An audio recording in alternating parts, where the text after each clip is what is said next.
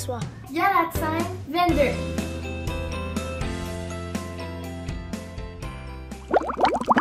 Coucou Kids sans frontières! Bienvenue à notre nouvelle capsule, le fruit de l'esprit.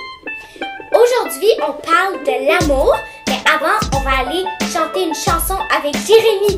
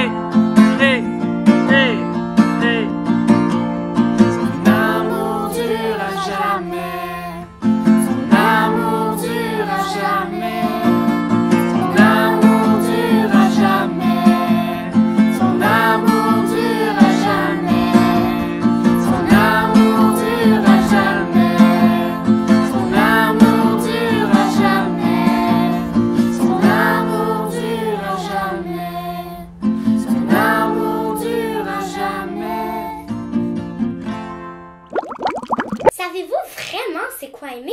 Écoutez ça. Aimer, c'est servir.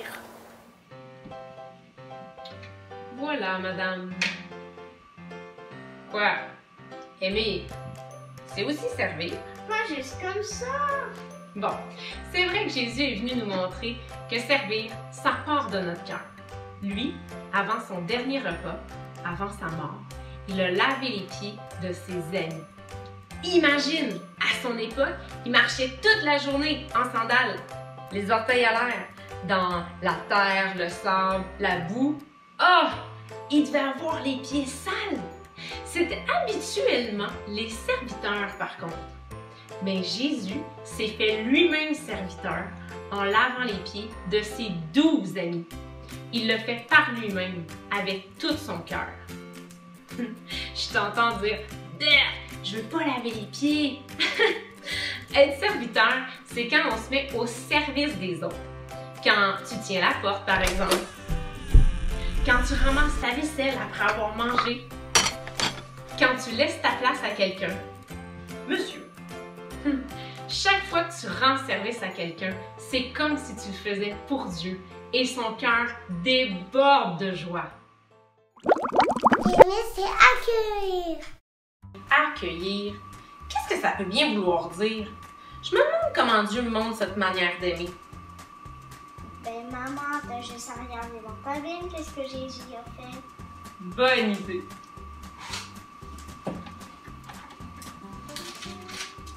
L'Évangile de Matthieu. Ah! Je lis ici que Jésus accueillait les enfants. Oui, mais il y a même des disciples qui les repoussaient. Jésus leur a dit « Laissez les petits enfants et ne les empêchez pas de venir à moi. » Il les accueillait tous, les petits, les moyens, les grands. Peu importe s'ils avaient les cheveux bruns, roux ou s'il n'y en avait pas, ça ne changeait rien pour lui. Mais je suis pas certaine d'avoir bien compris ce que ça veut dire accueillir. Je vais lire encore un peu. Oh oui! Je me rappelle aussi de cette histoire-là.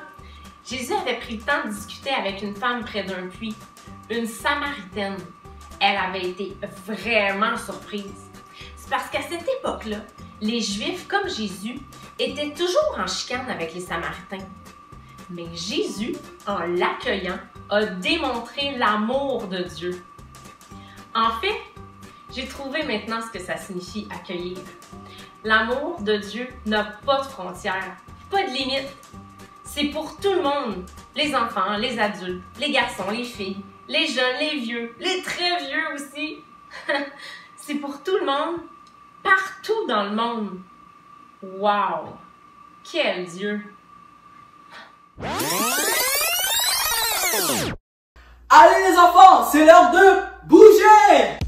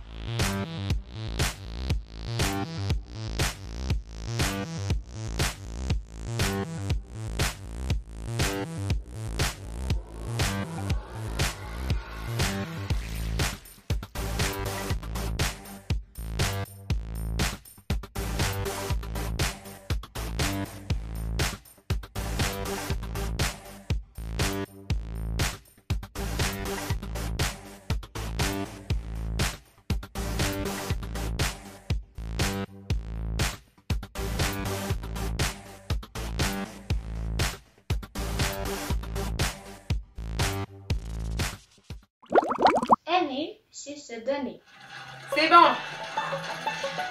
Je donne tout ce que j'ai! Je me donne! C'est parce que c'est pas à propos de toi. C'est vrai. C'est Dieu qui a envoyé son Fils unique. Jésus est venu pour nous montrer que Dieu nous aime comme un papa parfait. Mais Jésus a été sacrifié sur une croix. Moi, si on me demandait de mourir pour quelqu'un, je trouverais ça vraiment difficile. Jésus aurait pu fuir ce sacrifice-là. Ça a dû être vraiment éprouvant pour lui. Mais il a accepté de mourir pour que tout le monde comprenne que Dieu est amour. Il nous aime tellement qu'il a donné son Fils. Merci, mon Dieu. Merci, Jésus. L'amour est plus fort que la mort. Jésus s'est sacrifié. Il est mort pour toi, moi, tout le monde. Jésus est mort, mais Dieu ne pouvait pas le laisser là, parce que l'amour, c'est plus fort que la mort. Dieu est amour. Alors, il a ressuscité. L'amour, c'est plus puissant que n'importe quoi, que tes peurs, tes craintes. Laisse-toi remplir de l'amour de Dieu. Tu vas avoir la vie en abondance. Hey les amis, est-ce que vous avez fait votre arbre? Nous oui. Est-ce que vous voulez le voir? Oui? Ok, venez. Alors, voici notre arbre. À chaque semaine, on va rajouter un fruit sur l'arbre. Et le fruit de cette semaine, c'est la fraise pour l'amour. Vous pouvez écrire le fruit de l'esprit sur votre arbre comme que nous on a fait.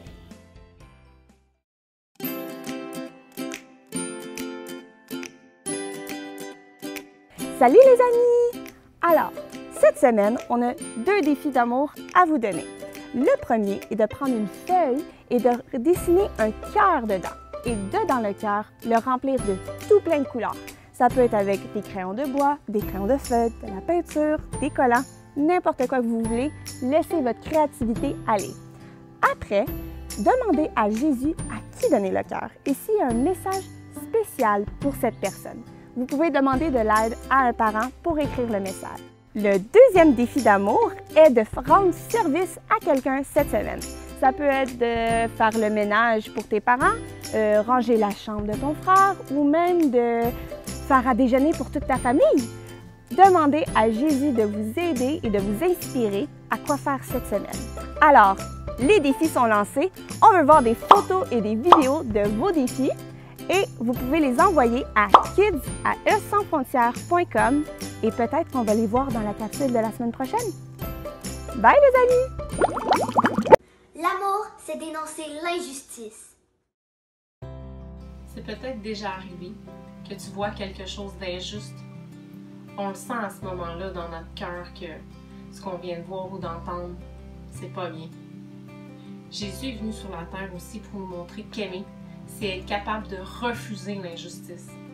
Malgré son immense amour, il disait pas oui à tout. Hey, regarde, qu'est-ce que j'ai volé? Non. Oh, pif, paf, pouf, paf. Ah, arrête, tu me fais mal! Ça aussi, c'est non. La prochaine fois que tu vois ou que tu entends quelque chose d'injuste, tu devrais le dire. À un parent peut-être, un adulte, ton frère, ta soeur, un ami. En tout cas, si tu ne sais pas comment faire, tu peux toujours demander à Dieu de t'aider et de te donner le courage d'en parler. Ça, c'est sûr. Aimer, c'est pardonner. Pardonner, c'est pas toujours facile. Mais quand Jésus est venu sur la terre, il est venu nous montrer que aimer, c'est aussi pardonner. Un jour, des scribes et des pharisiens sont allés le voir pour dénoncer une femme qui avait fait un très mauvais choix. Ces gens-là voulaient qu'elle soit punie. Sais-tu ce que Jésus leur a dit? Que celui qui n'a jamais péché lui jette la première pierre. Pécher, ça veut dire faire des mauvais choix. Ben, tous les gens qui étaient là, ils avaient déjà fait un mauvais choix ou une bêtise. Alors, ils sont tous partis. Lorsque Jésus s'est retrouvé seul avec la femme, il lui a dit, « Je vais pas te punir, je te pardonne. Mais maintenant, attention de ne pas recommencer. » Tu vois, c'est ça pardonner, c'est donner une deuxième chance. Merci mon Dieu pour ton pardon et pour toutes les chances que tu nous donnes. Mais qu'est-ce que tu as appris à propos de l'amour aujourd'hui, durant cette leçon? Ben moi, j'ai appris que l'amour, c'est pas juste à propos de des câlins, des bisous, ou même des cadeaux, puis la Saint-Valentin. Moi, je trouve que aimer, c'est à propos de servir les gens, les accueillir dans nos maisons, pardonner et donner aux gens. Tellement vrai, May. Est-ce que tu aimerais ça, remercier Dieu pour son amour? Oui, j'aimerais ça. Vas-y. Dieu, merci que tu nous aimes puis que tu n'arrêtes pas de nous aimer. Puis merci pour ton amour que tu nous donnes. Amen. Amen. Amen. Est-ce qu'on prie, May, pour les familles et les amis à la maison? OK. Qu'est-ce que t'en dis? Ouais, c'est correct, ouais. Seigneur Dieu, on veut te remercier, on veut te prier pour chaque ami à la maison. On te prie pour chaque famille. On te prie de les saturer de ton amour. On te prie d'envelopper d'amour et de paix chaque ami qui écoute cette vidéo. Que tu puisses les bénir, bénir leurs parents, bénir chaque maison. Amen.